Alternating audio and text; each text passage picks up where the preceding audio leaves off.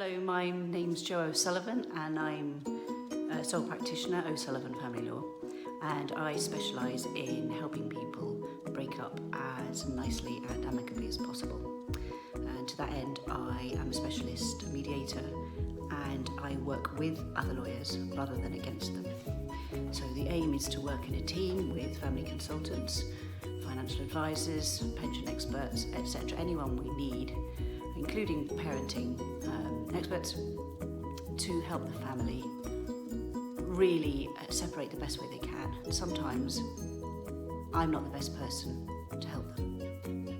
So there's some questions that would have been asked had this panel gone ahead, but for the COVID-19 outbreak, and I'm in lockdown, my lockdown hair. I don't think it's too bad, but yeah.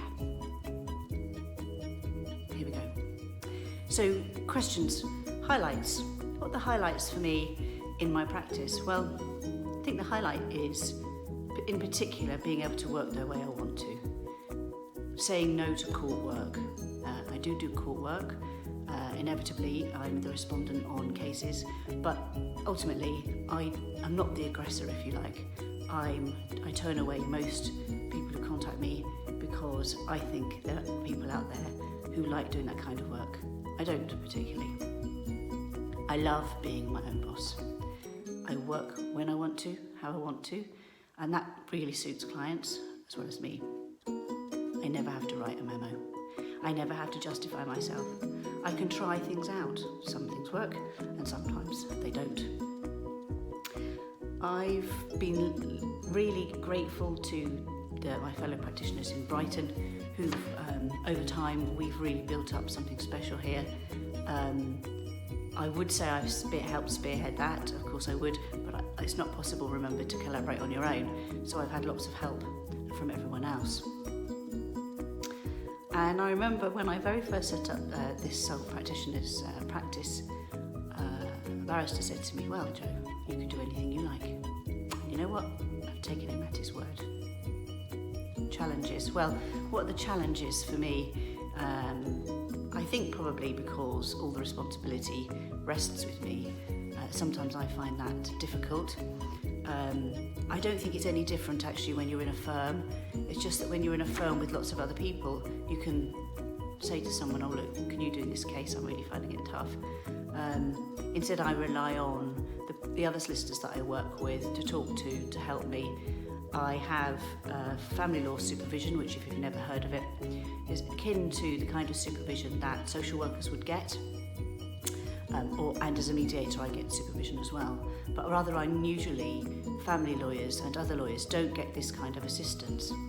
That leaves people feeling very much on their own, possibly unsupported even in a team environment. So my family supervisor helps me reflect on my cases, reflect on what went well and what didn't, and also in terms of mentoring me and how I might move forward with my career. So I think it's a challenge to do those things on your own, which is why I'm so glad I reached out for help. And also I think the challenge has been to do something novel. I think when I first started the practice, telling everybody what I wanted to do, some other practitioners, found it amusing and really didn't think I'd be able to make a living. And when they stopped laughing at me, they became a little bit antagonistic towards me. But over time, now I would say there's just actually really loads of goodwill, even amongst those practitioners who really thought I was completely bonkers. And I think those days of hostility were short-numbered, but nevertheless it was difficult. Another question that might have been asked is why I chose my particular path. Well, I did a traditional training contract, so I sat in with my principal and listened to the 3 different principals. So I did a seat in crime because initially I wanted to be a criminal lawyer. I did a seat in immigration and asylum law and ended up actually running that department. I was a bit older, I was a mature student when I came to study for a degree, so I was already in my late 20s by the time I ended up as a trainee solicitor. And I did family law. Now, much as I loved the criminal work and I loved my criminal clients, they were all delightful, I just didn't think I had the stamina to work all day in court, see clients for what was left of it in the afternoon, and then very often work all night as a duty solicitor at the police station. I thought I really didn't have it in me to do that. I was very taken with the family work. I was hooked, if you like, straight away. I just found everyone's stories really compelling and really interesting, and also the reward of seeing people really as wrecks, really, when they first came to see me, and then magically by the end of the process, really they were on the road to recovery and their lives were improving in all sorts of ways. Noticed I moved slightly there. That's because my dog was yelping. It's very annoying. That's working from home for you. Anyway, so what advice would I give someone starting out is perhaps another question I might have been asked. What would I do? Well, I would get as much work experience in as many different environments as possible.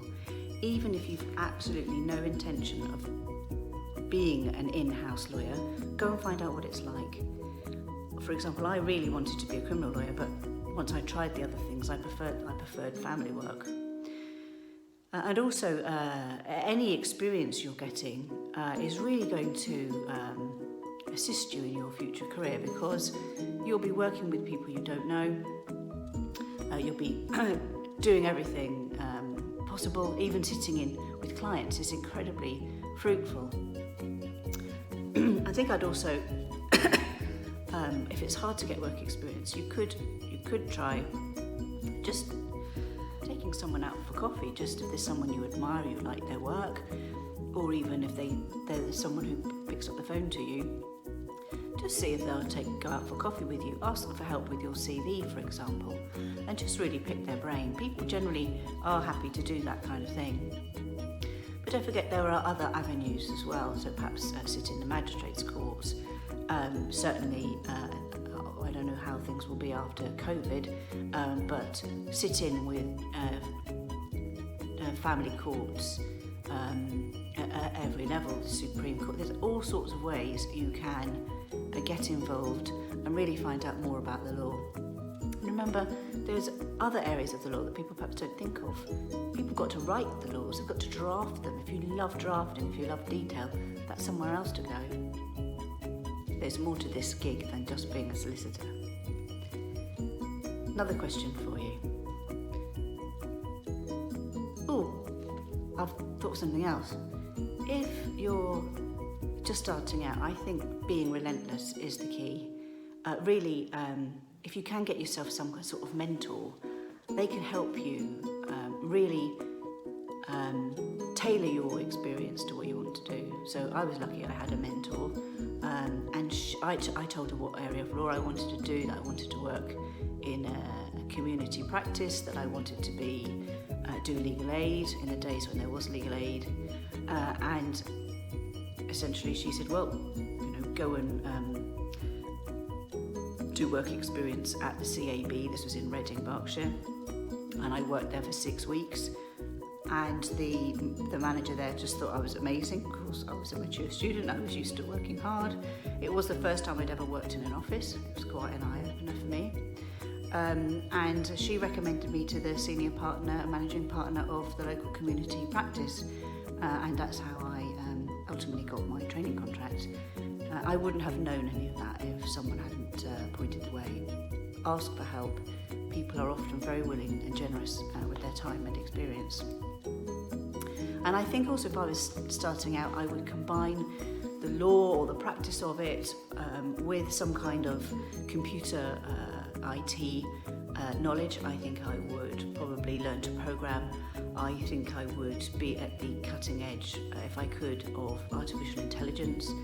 I think the way forward is really, I think clients will be used to doing more online, doing more for themselves, and not instructing real people like me. My days are numbered. I'm hoping that being in the room with people or on Zoom at the moment will keep me going until retirement, but I think and I'm going to stick my neck out here. I think really the interface between the people and the computer is where it will be at. And what skills do I think, it's another question I might have been asked, what skills do I think are needed for my role? Well, I think I've really learned to listen, although I'm doing lots of chatting here. I think listening is absolutely vital.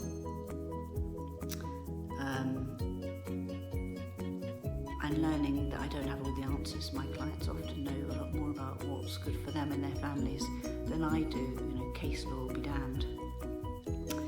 I think you need to be really organised. I think you need to be able to prioritise your time. I think you need to see the funny side, because life's hard, and your clients, generally speaking, unless they're buying a house or there's something nice is happening, they don't really want to instruct you. So you've got to, see the funny side sometimes. Another question, something I wish I'd known sooner, that everything will be all right, that hard work pays off, that we're all just people making our way, and sometimes things work out and sometimes they don't, and you can write 100 applications and only one of them's successful. Keep going, just keep going. I think I would have faith. I think when I first started out working in this novel way, sometimes it was difficult to keep going because no one else was following me. And I think if I had my time again, I'd just go, well, this is the way I'm doing it. It works, that's what I'm going to do. I think also the things to remember, I think also if I had a couple of top tips, it would be to remember to thank people. Thank people for their time, thank people for little things they do for you. A bit of thanks goes a long way.